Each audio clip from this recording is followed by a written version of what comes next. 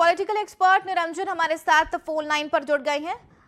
निरंजन जी, अब सबसे बड़ी बात यह है कि प्रधानमंत्री नरेंद्र मोदी अब हरियाणा के कुरुक्षेत्र में पहली चुनावी जनसभा को संबोधित करेंगे, यानी कि कुल मिलाकर हरियाणा की कमान अब संभालते हुए नजर आ रहे प्रधानमंत्री नरेंद्र मोदी।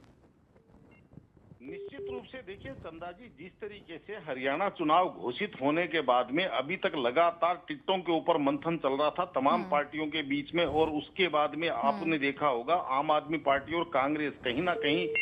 गठबंधन की भी चर्चाएं चल रही थी, और अब सारी की सारी चीजों का पटाक्षेप हो रहा है। और अब जिस तरीके से हरियाणा के अंदर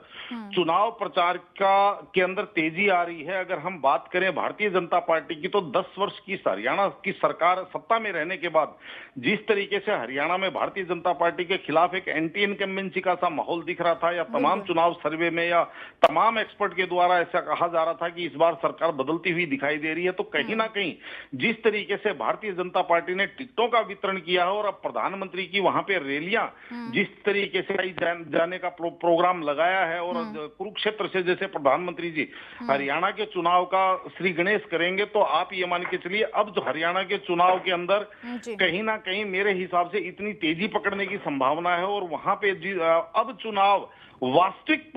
धरातल पे, या यूं कहें कि वास्तविक आकार लेता हुआ आपको दिखेगा। और हकीकत बात यह है कि जब लोग कहते हैं कि चुनाव में ये होने वाला है वो होने वाला है, आज की तारीख में मैं आपको बता रहा हूं कि मैं पिछले लगभग 15 वर्षों से जब चुनावों का विश्लेषण करता हूं, तो मैं ये देखता हूं कि अब जो वर्तमान जिस तरीके से सोशल मीडिया और जो तकनीक, या यूं कहेंगे संचार माध्यमों का जो इस तरीके से विस्तार हुआ, अब जो चुनाव है वो आखिर के 15 दिन का चुनाव माना जाता है। उससे पहले किस पार्टी का माहौल है, किस पार्टी का माहौल नहीं है, ये बहुत ज्यादा मायने नहीं रखता। लेकिन जो आखिर के 15 दिनों के अंदर चुनाव बदलते हुए हमने देखा है, चाहे 2024 के चुनाव परिणामों को देख लें, उससे पहले 2022 के उत्तर प्रदेश के विधानसभा चुनावों के परिणामों को देख लें, इसके बाद में हम राजस्थान विधानसभा और जो 5 राज्यों के परिणामों को देख लें, तो अब वास्तविक हरियाणा में चुनाव की हवा किधर बह रही है, इस चीज का पता अब जब ये प्रधानमंत्री की रैलियां होंगी, और प्रधानमंत्री जी को वैसे ही आपको पता है पिंच हिटर माना जाता है कि अंतिम स्लॉग ओवरों के अंदर वो उतरते हैं, और जिस तरीके से पिंच हिटर के रूप में अपने आप को वहां पे पदस्थापित करते हैं, या यूं कहें कि चुनावों का रुख मोड़ते हुए दिखाई देते हैं, तो अब ये चीज देखने वाली है कि हरियाणा में इनकी रैलियां कितनी प्रभावकारी हो सकती हैं। बिल्कुल निरंजन जी, आपने बहुत महत्वपूर्ण बातें बताई। हालांकि अगर आपने जिक्र किया राजस्थान विधानसभा चुनाव को लेकर, तो एक बात बिल्कुल कहीं ना कहीं सटीक बैठती है कि प्रधानमंत्री नरेंद्र मोदी की जो लोकप्रियता है वो जनता के बीच आज भी लगातार कायम है, और कह सकते हैं कि वो दिन पर दिन बढ़ता ही जाता है। लोकसभा चुनाव के मद्देनजर तस्वीरें देखें या फिर विधानसभा चुनाव की, अब हरियाणा में जैसा कि अब आपने बताया कि आखिरी का दिन बहुत महत्वपूर्ण होता है, और यही वजह है कि देखिए अब कुछ ही समय शेष बचा है। ऐसे में रैलियों का अब दौर, और खुद प्रधानमंत्री नरेंद्र मोदी हरियाणा पहुंच रहे हैं, और कहा यह भी जा रहा है कि गृह मंत्री अमित शाह और प्रधानमंत्री नरेंद्र मोदी दोनों मिलाकर तकरीबन 7 से ज्यादा यहां पर रैली करते हुए नजर आएंगे, और कोशिश होगी कि इतने कम समय में ज्यादा से ज्यादा विधानसभा क्षेत्र को कवर किया जाए।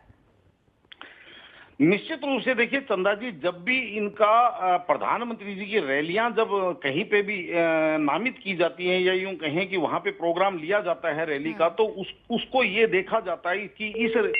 तो क्षेत्र है, जो लोकेशन है, वहां की कितनी विधानसभाएं वहां से कवर हो सकती हैं। तो उसी तरीके से प्रधानमंत्री की जो विधानसभा सेंट्रिक जो रैलियां होती हैं, और उसके बाद में अब ये चीज देखने वाली है, जैसे अभी आपने कहा कि प्रधानमंत्री जी जैसे पिंच हिटर कहें या गेम चेंजर के रूप में अभी तक नजर आते रहे हैं, लेकिन 2024 के लोकसभा चुनाव में कहीं ना कहीं उनका थोड़ा सा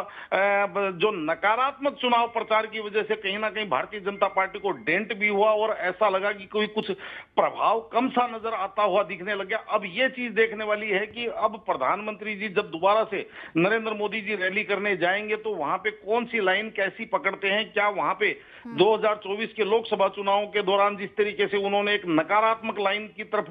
बढ़ गए थे, उसी तरीके से या अपने चिर परिचित अंदाज के अंदर अपने कामों के साथ साथ अपने प्रतिपक्षियों के ऊपर भी वार प्रतिवार करेंगे, और जनता को किस तरीके से अपने पाले में मोबिलाइज करने की क्षमता अब वो पेश करते हैं, ये चीज चीज अब आपको देखने वाली है, क्योंकि एक चीज और इसमें महत्वपूर्ण है, जिस तरीके से बहुत सारे राजनीतिक विद्वान और बहुत सारे विश्लेषक या यूं कहें कि तमाम विपक्षी लोग ये कह रहे हैं कि प्रधानमंत्री जी की वो धार खत्म हो गई है। 2024 के चुनाव परिणामों के बाद में लगातार इस टाइप का एक नैरेटिव सा गढ़ा जा रहा है, लेकिन अब ये जो जिस तरीके से जम्मू कश्मीर, हरियाणा और उसके बाद में जो 3 राज्यों के चुनाव और होने वाले, इन चुनाव परिणामों को देखकर कहीं ना कहीं ये चीज, इस चीज के ऊपर हम निश्चित रूप से एक निर्णय बना सकेंगे कि हाँ वास्तव में इनका प्रभाव अभी बना हुआ है या प्रभाव में कहीं ना कहीं कोई कमी आई है। तो अब ये चीज आगे भविष्य में देखने वाली है। चंदा जी, बहुत शुक्रिया निरंजन जी, इसका हमारे साथ बनने के लिए, अपनी राय रखने के लिए। बहरहाल